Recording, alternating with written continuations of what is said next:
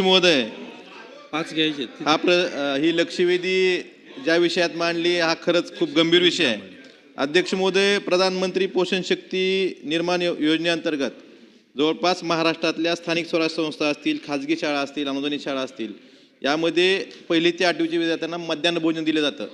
त्यामुळे पटसंख्या घसरू नये, पटसंख्या राहावी हा उद्देश आहे. अध्यक्ष महोदय, पण आपल्या राज्यात या योजनेत खूप मोठा भ्रष्टाचार झालेला आहे.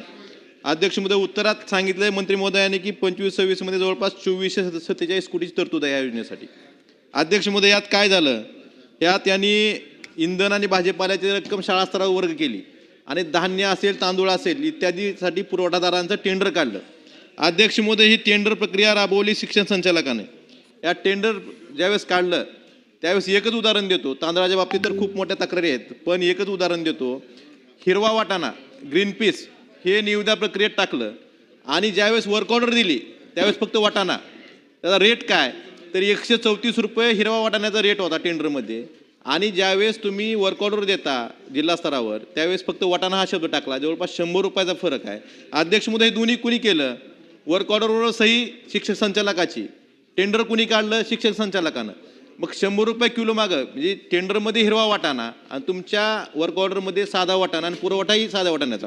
अध्यक्ष महोदय, उत्तरात मंत्री महोदयांनी सांगितलं की जो माल आहे त्याची तपासणी NABLच्या लॅबमार्फत केली गेली आणि त्याचे नमुने जिल्हा स्तरावर पाठवले गेले.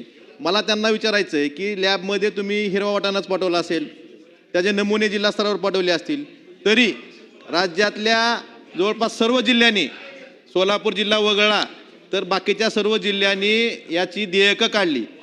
म्हणजे हिरवा वाटाण्याचे नमुने असताना तुम्ही देयकं ज्यांनी पुरवठादारांनी सादर केली त्यांनी का सादर केली? म्हणजे चुकीची देयकं सादर करणारे त्यांची देयकं जे काढली त्यांनी हिरवा वाटाण्याच्या ऐवजी पांढऱ्या वाटाण्याची पुरवठा झाला असताना सुद्धा हिरवा वाटाण्याची देयकं अदा केली गेली.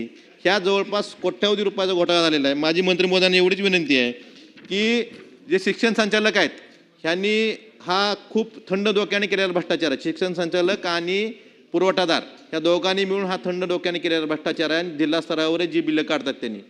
त्यामुळं याची SIT चौकशी करणार का आणि जी जादा रक्कम अदा केली गेली आहे ही वसूल करणार का? ह्या पुरवठादारांना काळ्या यादीत टाकणार का? ह्याचं उत्तर मंत्री महोदयांनी द्यावं. मंत्री महोदय. अध्यक्ष महोदय, प्रधानमंत्री पोषण शक्ती निर्माण योजनेच्या अंतर्गत जो काही विद्यार्थ्यांना आहार पुरवला जातो त्यामध्ये साधारणपणे प्राथमिक शाळेच्या विद्यार्थ्यांच्यासाठी 4 रुपये 19 पैसे धान्याचा माल पुरवठा करणं आणि इंधन आणि भाजीपाल्याच्यासाठी 2 रुपये 59 पैसे आणि उच्च प्राथमिकच्यासाठी 6 रुपये 29 पैसे धान्याचा माल पुरवठा करणं आणि 3 रुपये 88 पैसे इंधन आणि भाजीपाला म्हणजे तो स्थानिक पातळीवर तो निधी त्या ठिकाणी अदा केला जातो. अध्यक्ष महोदय, या विषयाची जेव्हा निविदा निघते तर UDISवरनं त्या शाळेमध्ये त्या जिल्ह्यामध्ये किती विद्यार्थी आहेत साधारणपणे त्या विद्यार्थ्यांच्या संख्येप्रमाणे याचं कॅल्क्युलेशन वर्कआउट करून ती निविदा त्या ठिकाणी काढली जाते. यामध्ये साधारणपणे त्यावेळेस त्या अन्नपदार्थाचे मार्केटमध्ये काय दर आहेत, बाजार समित्यांमध्ये त्याचे काय दर आहेत हे सर्व पाहून आणि त्याचे सॅम्पल्स पण त्या ठिकाणी घेतले जातात. जे काही नमुने त्या ठिकाणी घेतले जातात ते नमुने प्रमाणित लॅबमध्ये त्या ठिकाणी तपासले जातात आणि मग ती निविदा त्या ठिकाणी निश्चित केली जाते. अध्यक्ष महोदय, हा माल जेव्हा पुरवठा दर 2 महिन्याला केला जातो तर साधारणपणे त्या शाळेचे मुख्याध्यापक, त्याचं शाळा व्यवस्थापन समिती आणि अन्न शिजवणारे जे काही आपले कर्मचारी आहेत यांच्या उपस्थितीमध्ये तो माल त्या ठिकाणी दिला जातो. आता सन्माननीय